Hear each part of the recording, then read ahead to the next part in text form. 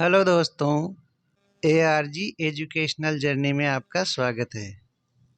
आज हम पढ़ेंगे हिंदी साहित्य के इतिहास के आधुनिक काल का एक महत्वपूर्ण टॉपिक तार सप्तक, जिसमें प्रतियोगिता परीक्षाओं में पूछे जाने वाले महत्वपूर्ण तथ्यों को शामिल किया गया है। तो चलिए शुरू करते हैं।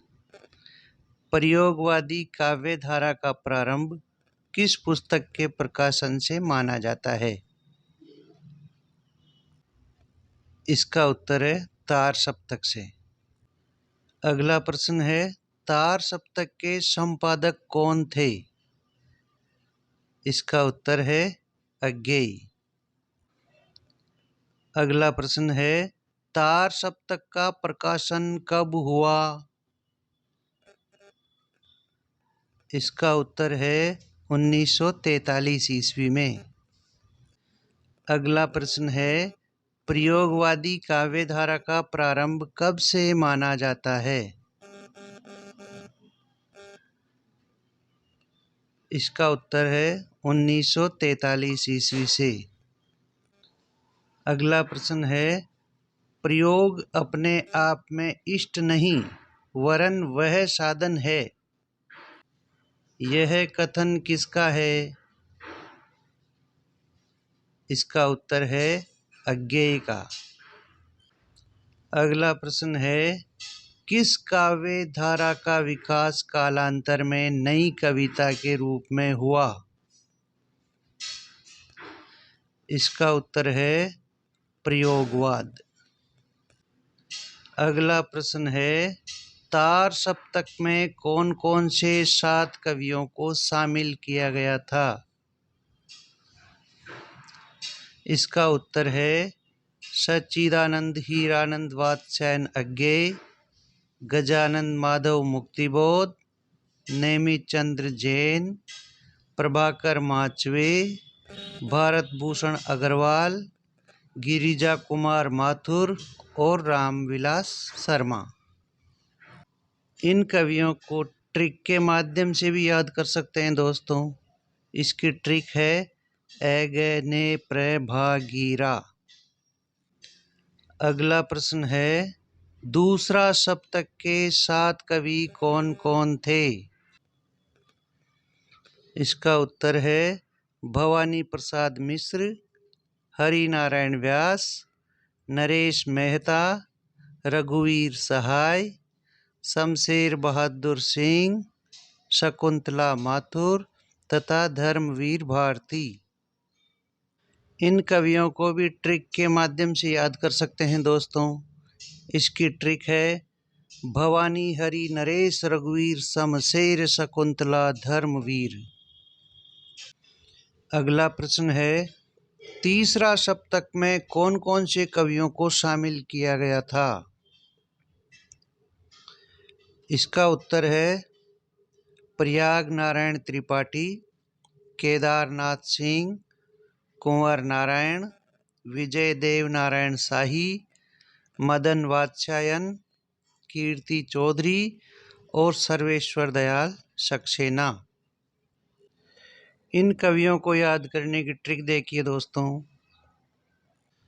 तीसरा प्रयाग केदार कुंवर, विजय मदन कीर्ति सर्वेश्वर। अगला प्रश्न है, चौथा सप्तक के 7 कवि कौन कौन से थे?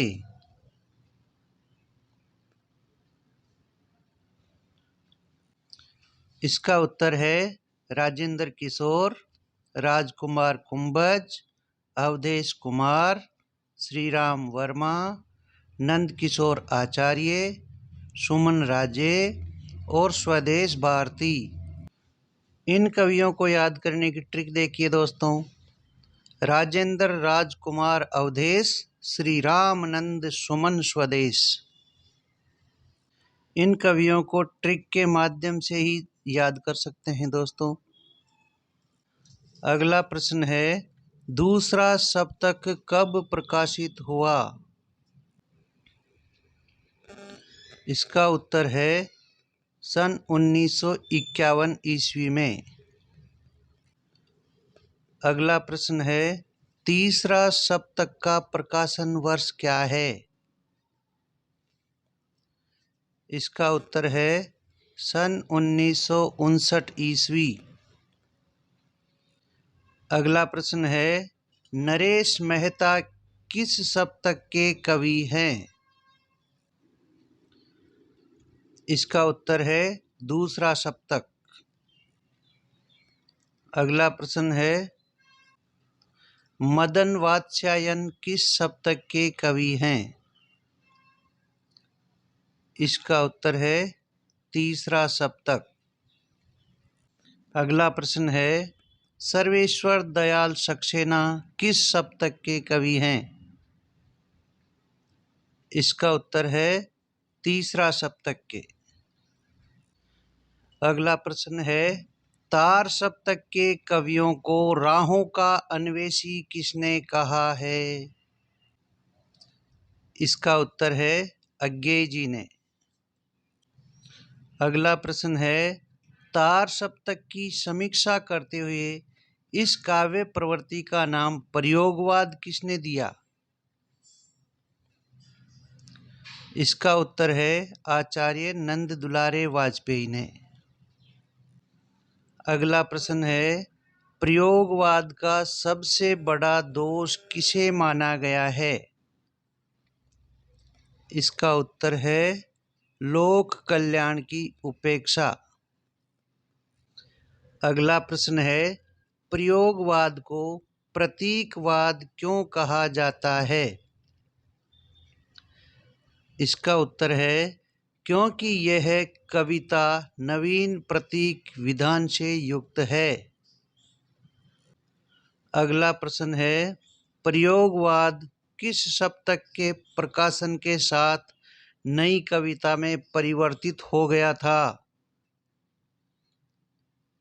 इसका उत्तर है दूसरा सप्तक।